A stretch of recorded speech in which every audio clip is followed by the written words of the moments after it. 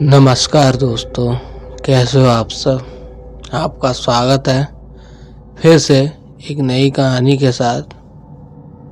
तो चलिए शुरू करते हैं। क्या थी वो कहानी।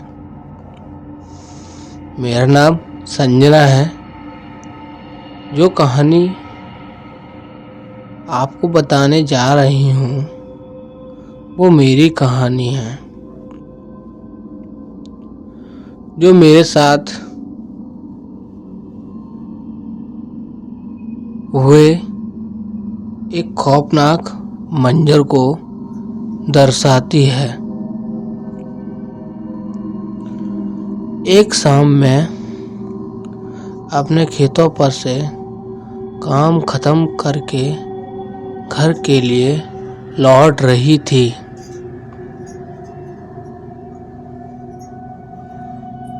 मेरे खेतों से घर की दूरी लगभग 2 से 2.5 किलोमीटर थी।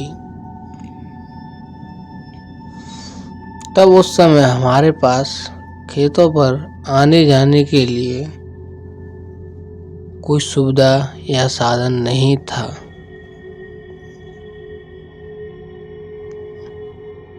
हमारे घर की हालत बहुत खराब थी। हम बहुत गरीब थे। तो मैं खेतों पर पैदल ही जाया करती थी।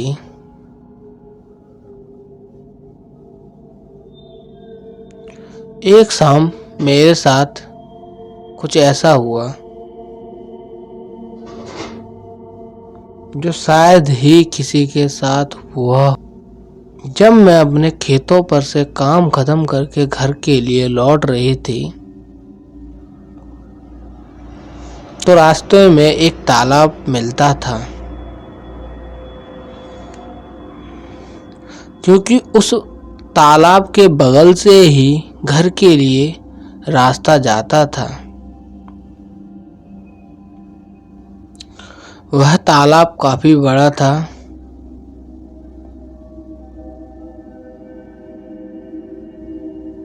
और उस तालाब के बारे में एक अफवाह भी फैली थी कि उस तालाब में एक मसान का वास है।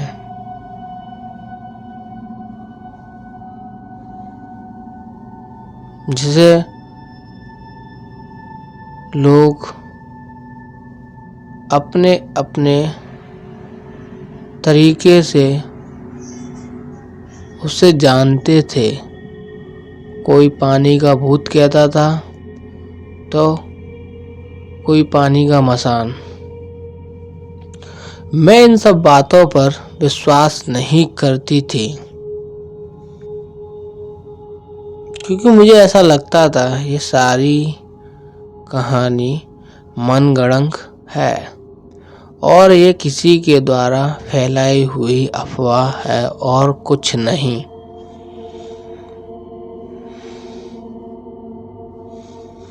और चलते चलते मैं तालाब के पास कब आ जाती हूँ मुझे पता ही नहीं चलता। मैं तालाब की ओर देखती हूँ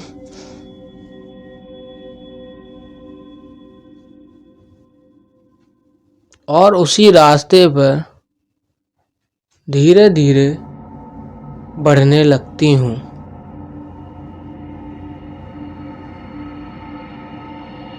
मुझे उस समय तालाब पर बहुत अजीब सा महसूस होने लगता है।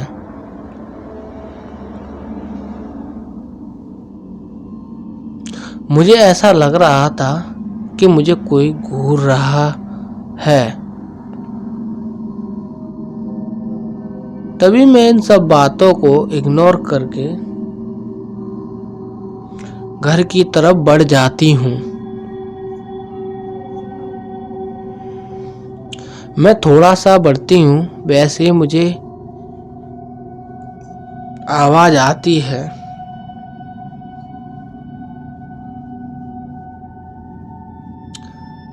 कि कोई मुझे मेरे नाम से पुकार रहा है। संजना, संजना, वो भी बहुत धीमी आवाज में। तभी मैं पीछे मुड़कर देखती हूँ तो वहां पर कोई नहीं था। यह देखकर मैं अपने आप से कहती हूँ ये शायद मेरा वहम होगा, और इतनी रात को मुझे कौन बुलाएगा। वैसे भी यहाँ इतनी रात को कौन आना चाहेगा, क्योंकि लोगों ने डराने के लिए अच्छी अफवाह फैला रखी है। मैं यह सब बोलते हुए आगे बढ़ जाती हूँ। जैसे ही थोड़ा सा चलती हूँ, वही आवाज़ फिर से मुझे सुनाई दी, और अब की बार वह आवाज़ बहुत गहरी थी। संजना, संजना, संजना। ऐसा लग रहा था कि एक इंसान नहीं बल्कि दो इंसान मुझे आवाज लगा रहे हों। मुझे महसूस हुआ। मैं अचानक से पीछे मुड़कर देखती हूँ, वहां पर कोई अंधेरे में खड़ा हुआ। मुझे ऐसा लगा। तभी मैं उसे देखने के लिए उसी की ओर बढ़ जाती हूँ। जब मैं उसके पास पहुँचती हूँ तो मैं देखती हूँ जो मेरे सामने खड़ा हुआ है वो मेरी तरफ पीठ करके खड़ा है। तो मैं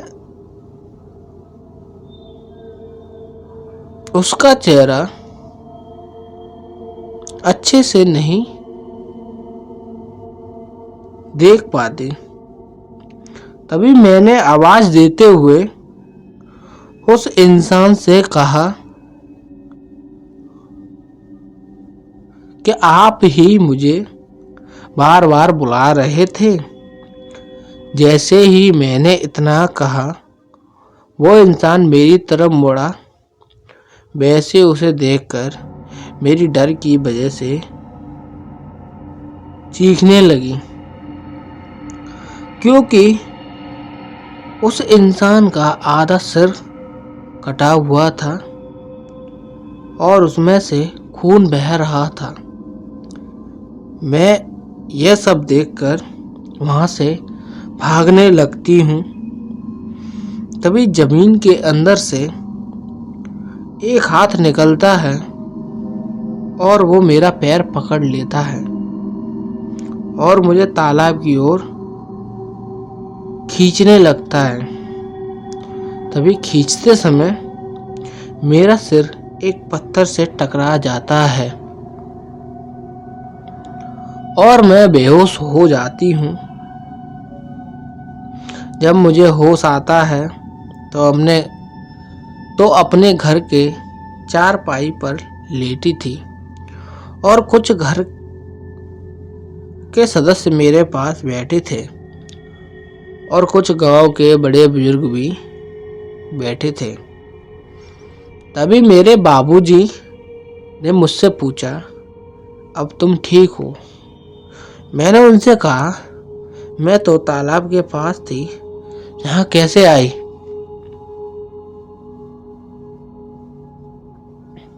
तभी बाबूजी मुझे बताते हैं, तुम हमें तालाब के किनारे बेहोश मिली थी। जब तुम्हारी राह देखते देखते काफ़ी रात हो गई, तब हमने तुम्हें ढूंढना शुरू किया तो तुम तालाब के किनारे पर बेहोश पड़ी थी। बेटा, हमने तुम्हें होश में लाना चाहा पर तुम्हें होश नहीं आया।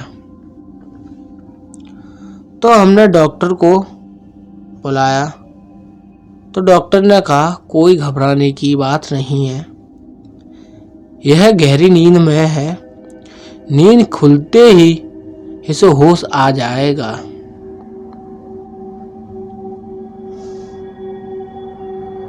जब मैंने बाबूजी के मुंह से यह सब बात सुनी और अपने परिवार के सभी सदस्यों को ऐसे देखने लगी जैसे पहली बार देख रही हूँ, तभी बाबूजी मुझसे पूछते हैं, बेटी तुम बेहोश कैसे हुई?